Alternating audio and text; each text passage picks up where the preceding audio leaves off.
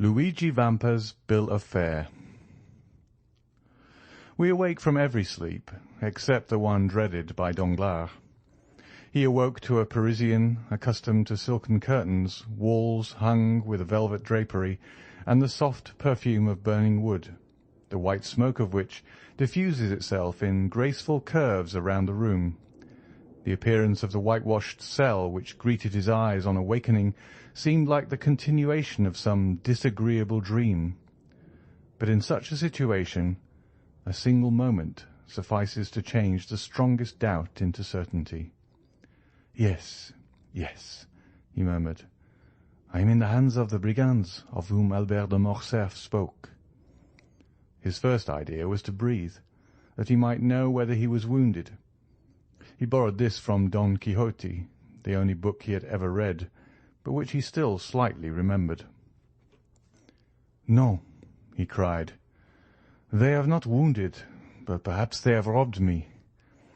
And he thrust his hands into his pockets. They were untouched. The 100 louis he had reserved for his journey from Rome to Venice were in his trousers pocket, and in that of his greatcoat he found the little note-case containing his letter of credit for 5,050,000 francs. "Singular bandits!" he exclaimed. "They have left me purse and pocket-book. As I was saying last night, they intend me to be ransomed. Hallo, here is my watch. Let me see what time it is." Danglars' watch, one of Breguet's repeaters, which he had carefully wound up on the previous night, struck 5:30. Without this, Danglars would have been quite ignorant of the time, for daylight did not reach his cell. Should he demand an explanation from the bandits, or should he wait patiently for them to propose it? The last alternative seemed the most prudent, so he waited until 12 o'clock. During all this time, a sentinel, who had been relieved at 8 o'clock, had been watching his door. Danglars suddenly felt a strong inclination to see the person who kept watch over him. He had noticed that a few rays, not of daylight but from a lamp, penetrated through the ill-joined planks of the door. He approached just as the brigand was refreshing himself with a mouthful of brandy, which, owing to the leathern bottle containing it, sent forth an odour which was extremely unpleasant to Danglars. "Pooh!" he exclaimed, retreating to the farther corner of his cell. At 12 this man was replaced by another functionary, and Danglars, wishing to catch sight of his new guardian, approached the door again. He was an athletic, gigantic bandit, with large eyes, thick lips, and a flat nose. His red hair fell in dishevelled masses like snakes around his shoulders. "Aha!" cried Danglars.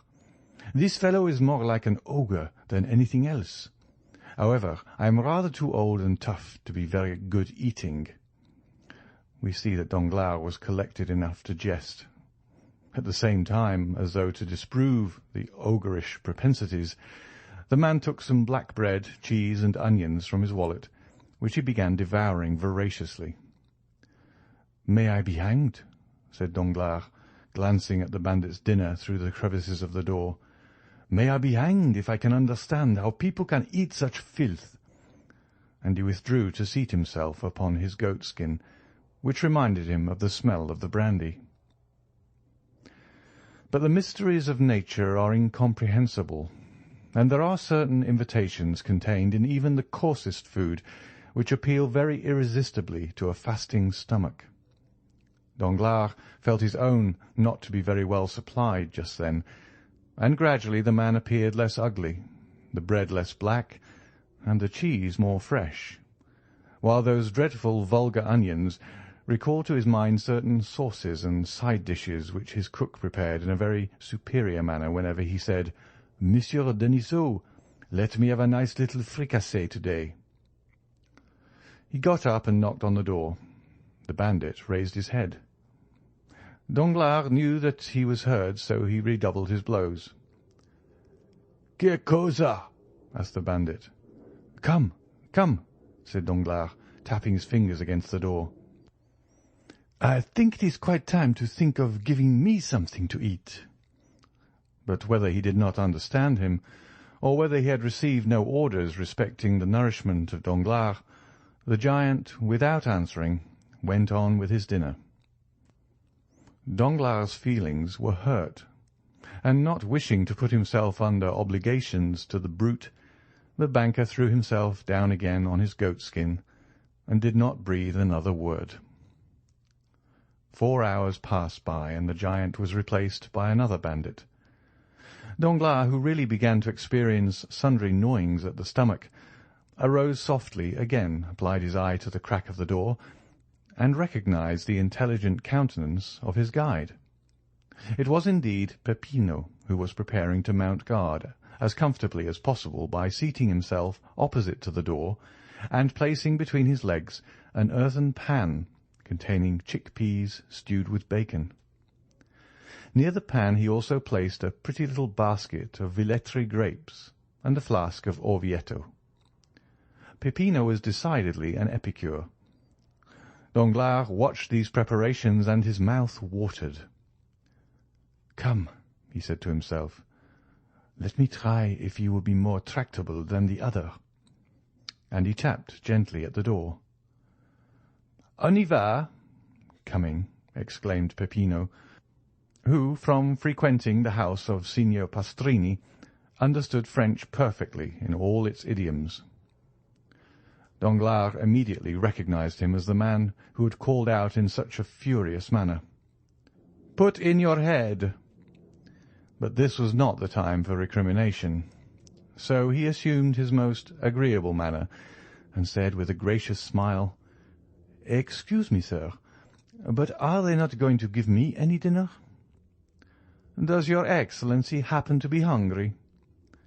"Happen to be hungry? That's pretty good, when I haven't eaten for 24 hours," muttered Danglars.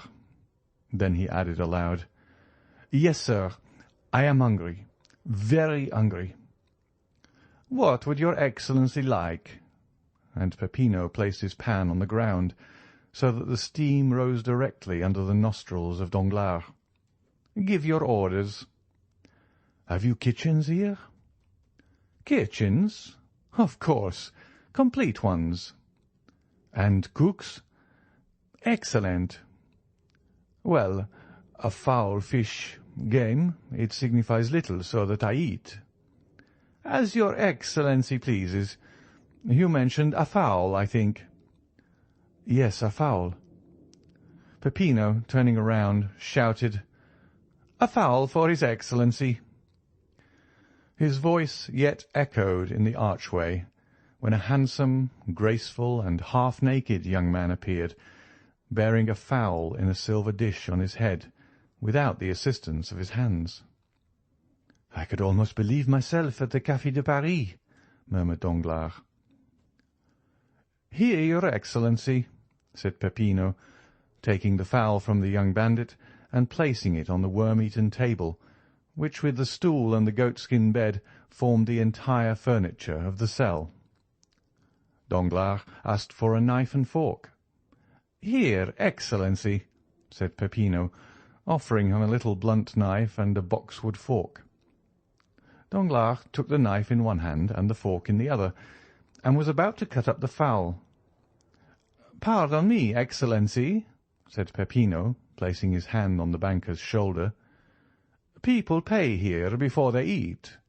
They might not be satisfied, and—" "Aha!" thought Danglars. "This is not so much like Paris, except that I shall probably be skinned. Never mind, I'll fix that all right. I have always heard how cheap poultry is in Italy. I should think a fowl is worth about 12 sous at Rome.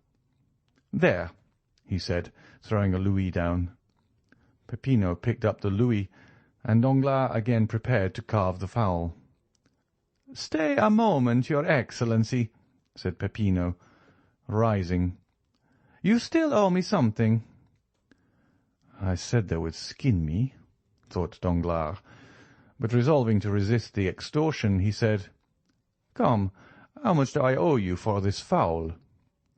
"Your Excellency has given me a louis on account." "A louis on account for a fowl?" Certainly. And your Excellency now owes me 4,999 louis. Danglars opened his enormous eyes on hearing this gigantic joke. Come, come, this is very droll, very amusing, I allow, but as I am very hungry, pray allow me to eat. Stay, here is another louis for you.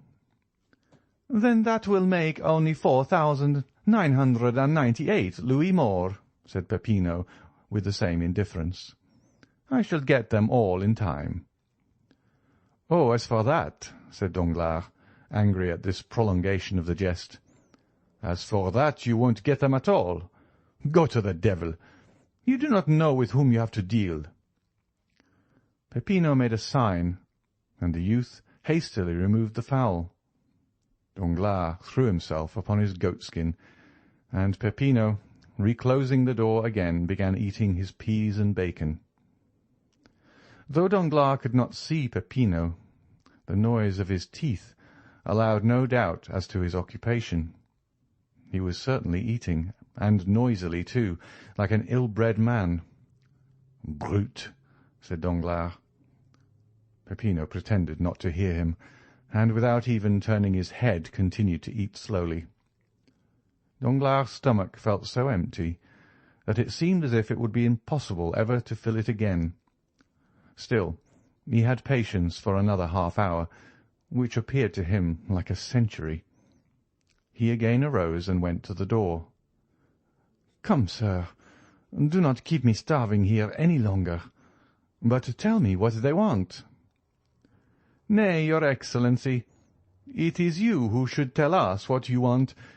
Give your orders, and we will execute them."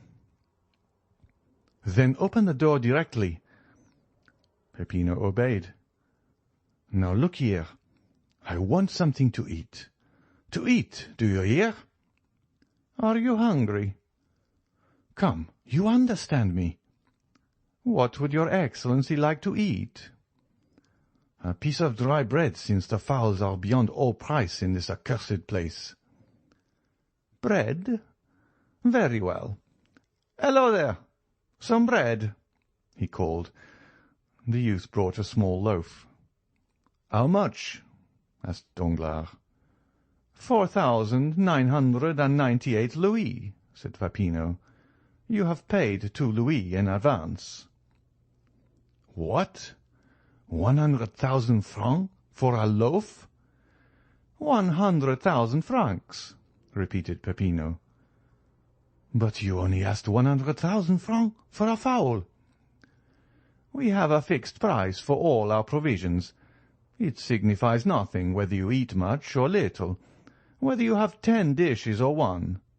It is always the same price." "What, still keeping up this silly jest? My dear fellow, it is perfectly ridiculous, stupid. You had better tell me at once that you intend starving me to death." "Oh dear no, your Excellency, unless you intend to commit suicide. Pay and eat." "And what am I to pay with, brute?" said Danglars, enraged. "Do you suppose I carry 100,000 francs in my pocket?" "Your Excellency has 5,050,000 francs in your pocket. That will be 50 fowls at 100,000 francs apiece, and half a fowl for the 50,000. Danglars shuddered. The bandage fell from his eyes, and he understood the joke, which he did not think quite so stupid as he had done just before. "Come," he said, "if I pay you the 100,000 francs, will you be satisfied and allow me to eat at my ease?" "Certainly," said Peppino. "How can I pay them?" "Oh, nothing easier. You have an account open with Messrs. Thomson and French, Vie dei Banchi, Rome. Give me a draft for 4,998 louis on these gentlemen, and our banker shall take it." Danglars thought it as well to comply with good grace, so he took the pen, ink, and paper Peppino offered him, wrote the draft, and signed it.